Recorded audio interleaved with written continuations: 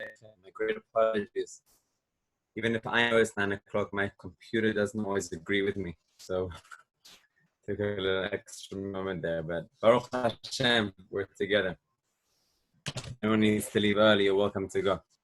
We are in Perek Shlishi of Pirkei Avos, Mishnah Zayin. Rabbi Elazar Ish Bar Tuta Omer, Tein lo mishelo, give Hashem of yours, Shata v'shelach shelo, because you and yours are His. V'chein b'David hu Omer, Ki mimcha hakol, referring to Hashem, Ki mimcha hakol, from you is everything. U'miyadecha natnu lach, and from your hand they give.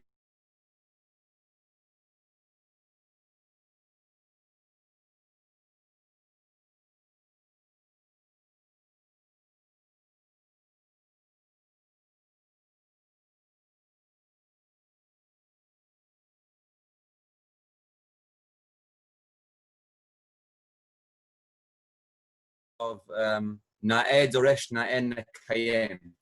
Beautiful is the one who gives a drasha in this way, and he also fulfills these words himself. Rabbi Elazar, the Gemara tells a story about him in the end of Tanis, Kaf Dalid, that his daughter was intended to get married. And the Gaba'ite Tzedakah, they knew that when Rabbi Eliezer came, they would always run away. Now, I've heard of people running away from the people who collect money, but why were the people who collect money running away from him? Because they knew that he would always give, even if he didn't have the ability to give.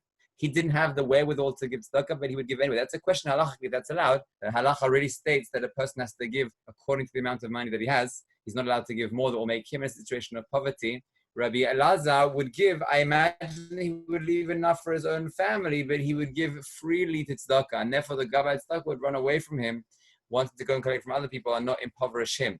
So once they were walking through the marketplace and they saw him and they ran away, and he was going to buy nedunya for his daughter. His daughter was to get married and he was going to buy all the dowry for her. They ran away. He ran after me. He said to me, tell me, what are you collecting for? And they said, we're collecting for an orphan male and an orphan female, a yatoma and a yatoma who are getting married, and there's no money to marry them.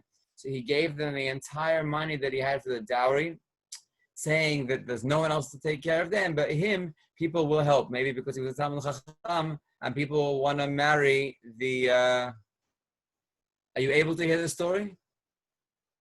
Can you hear me? Now we can, like a little bit, I guess. Yeah. Okay.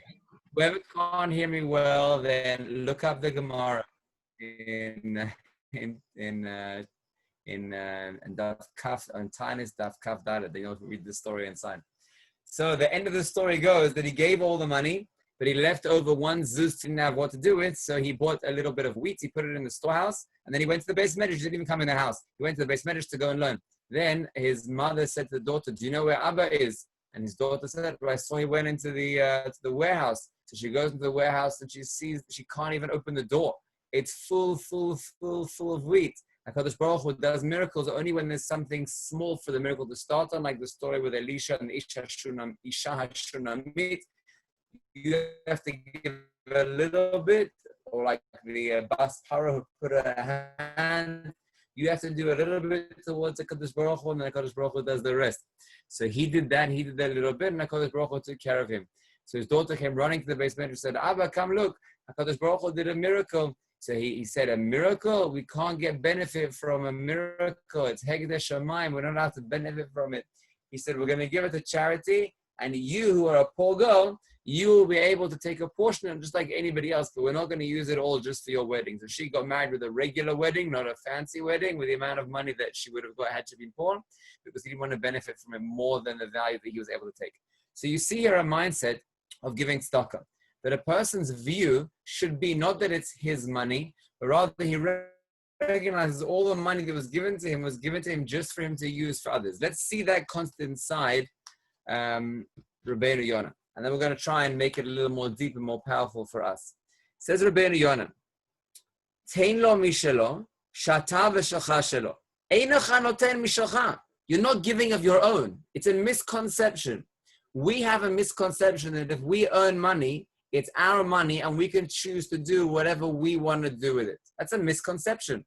If HaKadosh Baruch Hu enabled you to earn that money, then He decided that you should earn that money. There are people who are cleverer than you and stronger than you and more talented than you, and they have less money than you. How could that be? It doesn't make sense. They should be able to make more money than you're able to make based on all their qualities. HaKadosh Baruch Hu has a cheshbon. I don't know, and you don't know what Hashem's cheshbon is. But when Hashem particularly decides that me or you should have money, He's deciding that because He's deciding that you or me should have that money for us to use for Him, not for ourselves. Let's keep going in the Rebbeinu Yonah. I'm going to strengthen this point in a moment. Mamon Adam, pikadon hu biyado. Me'et HaKadosh Baruch Hu. Any money you have is not yours. Hear this point very well. It's very not popular in Western culture. Any money that you have is not yours. Hashem deposited it by you. Ele sheyesh lo yitaron bo. The benefit that you have, he doesn't use this phrase, but I'll use the phrase, is tovat hana'ah. Tovat hana'ah, you can get to choose where you're passing it around. But ultimately, what do you have?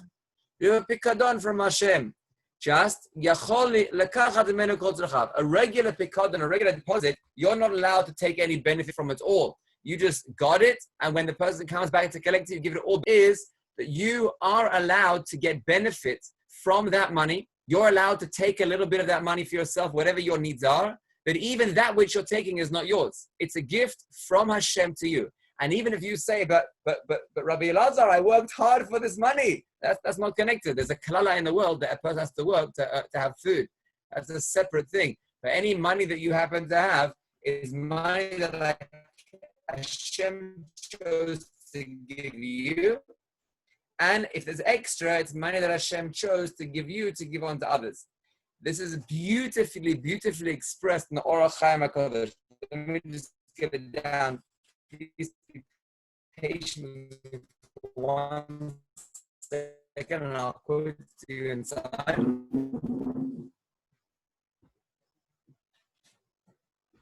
How cool is it to give a share from my home?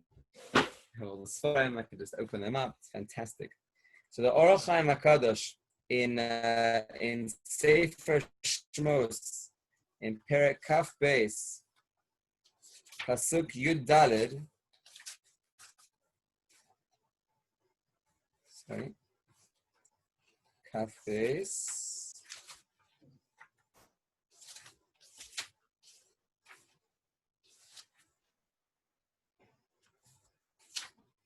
Write the following.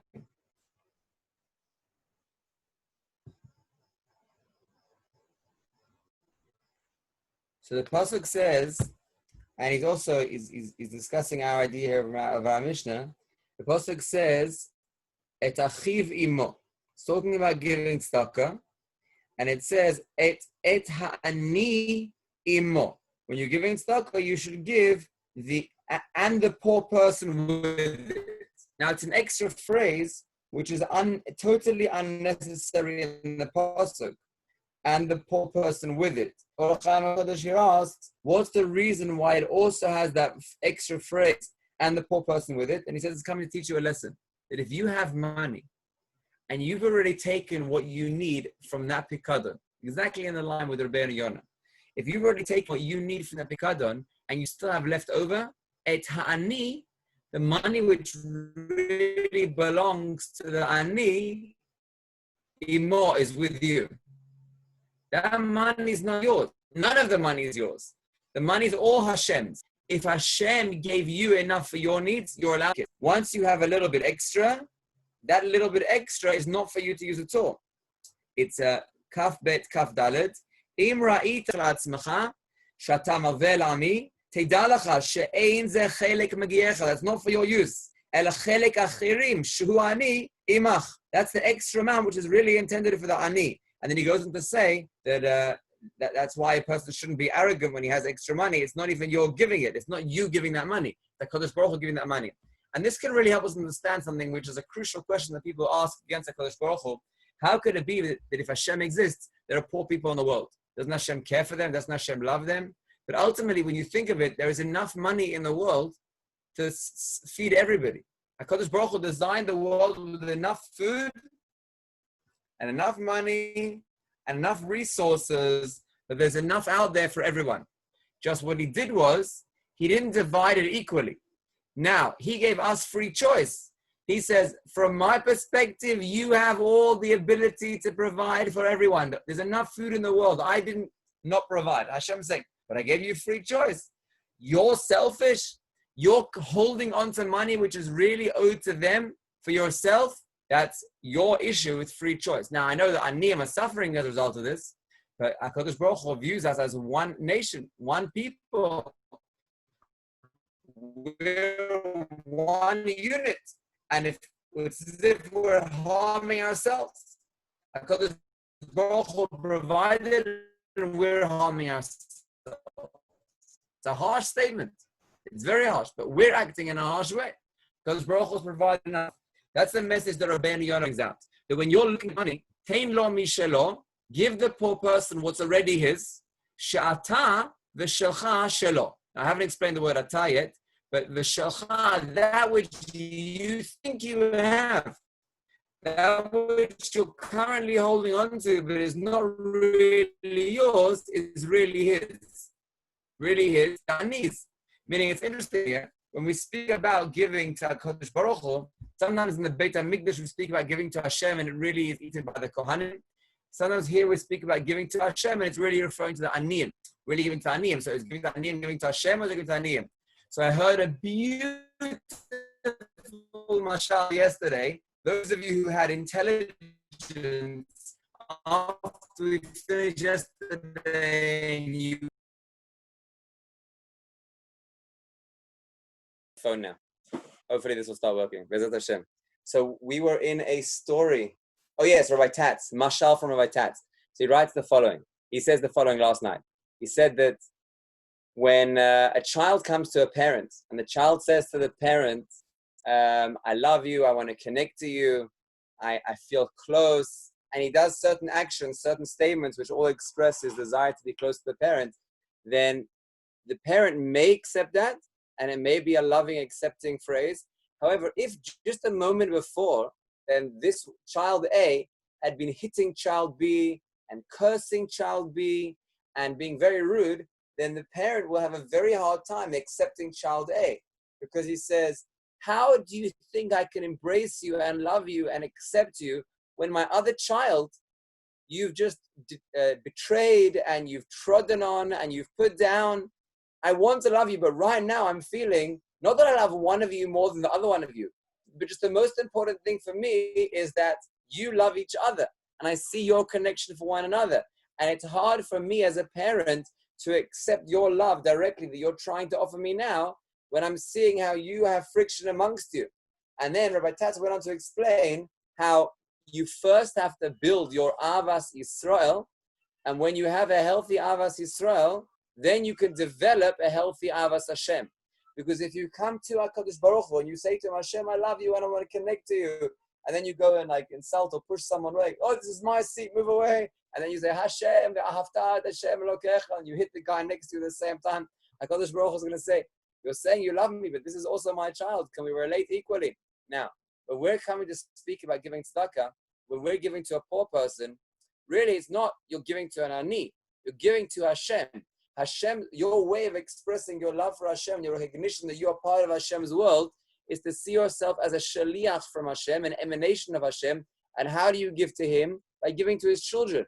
Those who are in need is His expression in the world. You're also His expression in the world. Hashem designed the world whereby some of His children are helping out other of His children. Afterwards, it could be reversed, and these children will be helping these children. It's not the point of who's helping who. The principle is that it's all the way that Hashem enables us to connect to Him is how we connect to others. I've quoted here once before, it's worth quoting again. Rabbi Yisrael Salanta said that the gashmius of my friend is my ruchnius. My ruchnius is the gashmius of my friend. Me taking care of somebody else's basic needs is my avodat Hashem, because Hashem sees us all as His children. And when we're relating to each other in a positive, healthy way, HaKadosh Baruch Hu then loves us, and then we're able to develop that love relationship with Him. Okay, now, we're going to move on to the next part of the Mishnah, where it looks like it's bringing a proof, but actually it's not, because if it would be bringing a proof, then it would say Kedichtiv. But it doesn't say Kedichtiv, rather it says, V'chein beDavid, and also by David HaMelech, who Omer. Now it quotes the pasuk here, Ki mimcha kol u'miyadcha natnu lach. Now I want to go and I want to tell the background of this pasuk, read the psukim inside to get more of an understanding of what it's talking about, and you'll see how beneficial this is, because we say these psukim every day in davening, and having the understanding of the context where they were said can bring in a whole world of emotion and have a deeper understanding even when you're davening as well. David HaMelech was already informed that he was not going to be Zochet to build the Beit HaMikdash. He knew it wasn't going to be him. He knew it was going to be his son, Shlomo, who at the time was only 12 years old. Well, 12 years old when David HaMelech died. David HaMelech didn't say, oh, well, anyway, it's not going to be me. Let me leave all the work to my son. Rather, David HaMelech said, whatever I can do, whatever hand I can have in the mitzvah, I wish to be involved. And he started gathering money. Let's see how much money David HaMelech gathered. 3,000 kikare zahav.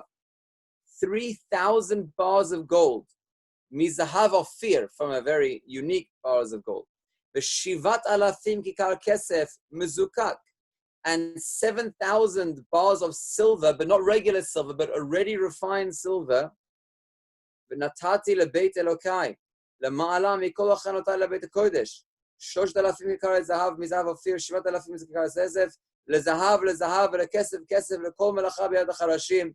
We're talking about vast amounts of money. He calls together all the workers, and then he carries on going. 10,000, נחושת ריבוי, 8,000 כיכרים, ברזל 100,000 כיכרים, נמצא עמו אבנים, נתנו לו אוצר בית השם, עדת יחיאל.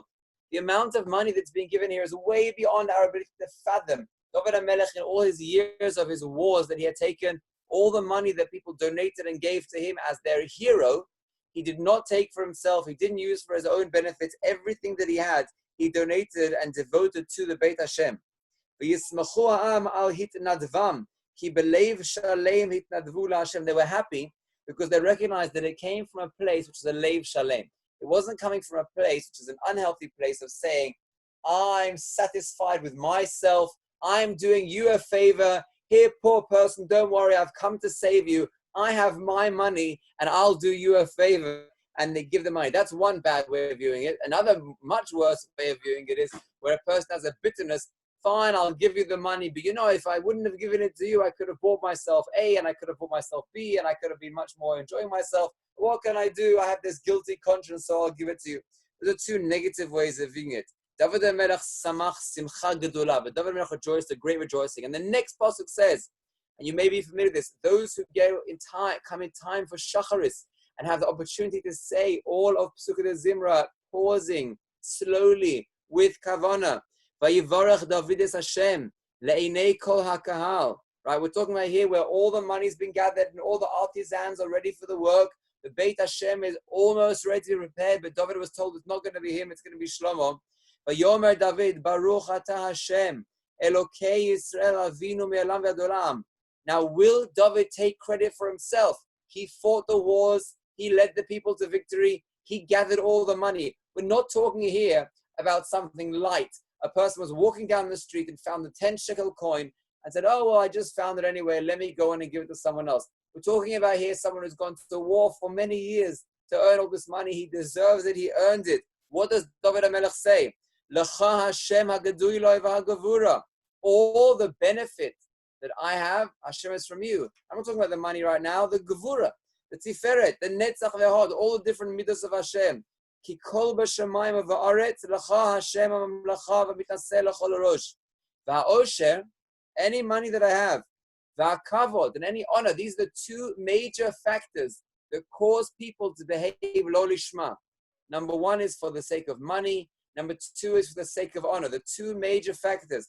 David HaMelech declares, I'm not doing it for the money. I'm not doing it for the honor. Those are all before you, Hashem. They're not for me. V'ata moshel b'kol. You rule the world. Over yadacha, koach ha'gvura, any strength of all the wars. David HaMelech could easily say it was because of me, but he clearly, outrightly devotes all of the gvura to Hashem.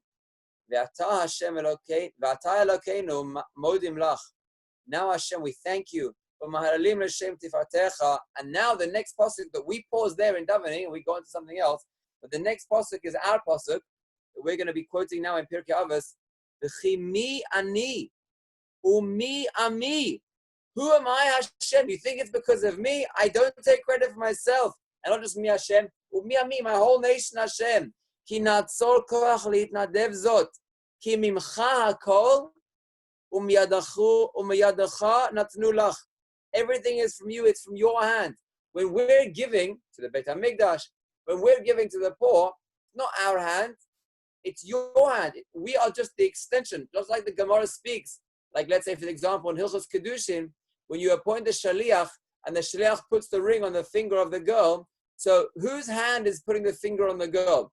So you might externally say it's the hand of the shaliach, but if you understand that a shaliach makes it as if he embodies the one who sent him, and it's really as if it's the hand of the mishaleach putting on, David HaMelech is saying, it's your hand.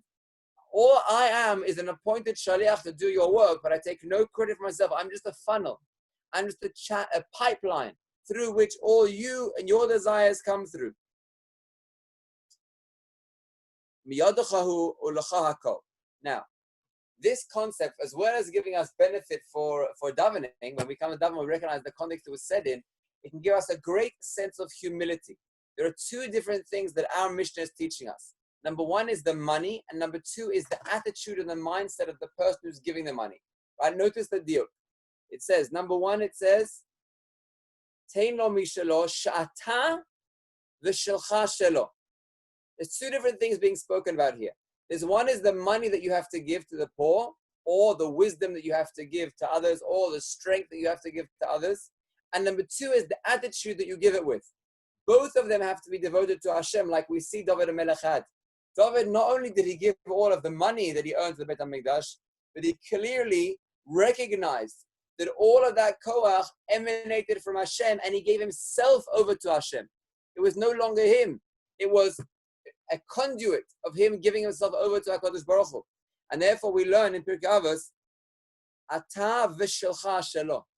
Both all of your strength, all of your attitude, all of your mindset also has to be his.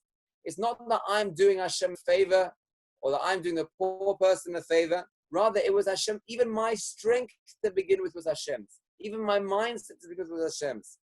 Hashem gives us a point of free choice to choose that we give it all back to him. Mashallah mahadavadome.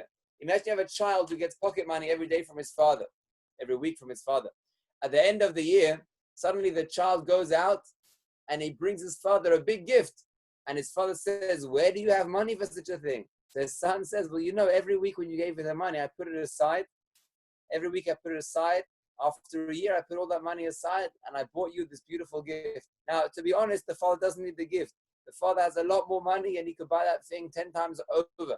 But the fact the child takes all the koach, all the money that the father gave him, and all he does is devote it back to the father, say, HaKadosh Baruch Hu, this is yours, my father, this is yours. Then what means a lot to the father is not the money per se, but it's the fact that attitude has been devoted. The way you give yourself over to Hashem is by not only doing all the mitzvot and going beyond the letter of the law and doing good things, but it's attributing all that goodness that you do back to him. By you saying, Hashem, I'm an expansion of you. If I have extra money, Hashem, then it's not mine. I recognize that you gave it to me just to give to others. If I have more strength, Hashem, I realize that you gave it to me. You don't need to have had a near-death experience to recognize, I'm still alive. This is amazing. Let me devote my life to Hashem. You could say, I'm alive. This is amazing. Let me devote myself to Hashem. Hashem is not looking for you to give the money to the poor. That he could do himself. He could have just equally distributed all the assets around. What he's looking for you is the attitude that you have whilst you give it all out. If we adopt this mindset of Rabbi Elazar, which he himself fulfilled as he gave all his money away to the Yatom and Yatoma, seeing himself as an expression of Hashem, saying, me, I'll be supported, but who's going to help these people? I'm an extension of Hashem, helping and supporting them. If we view ourselves as shlichim of Hashem, any strength we have, any money we have, we don't view as our own to hoard, but rather we view as our own in order to use, to give and devote to other people, then we will be living a life true to HaKadosh Baruch Hu, following the path of David HaMelech, as well as following the path of Elazar, ish bartuta. And ultimately, we'll be much more satisfied because there's no longer a sense of self, which is, it's my money and I have to give it away. You won't have that battle. You won't have that friction. All you'll recognize is, I'm doing the work of Hashem. I'm an extension of Hashem, expressing Hashem in this world. And that's the ultimate sipuk. One you will both feel here in this world, and one you also feel in the next world as you've aligned yourself with Hashem. Yeshar koach. Just a public service announcement. Tomorrow will be the last shiur in this series of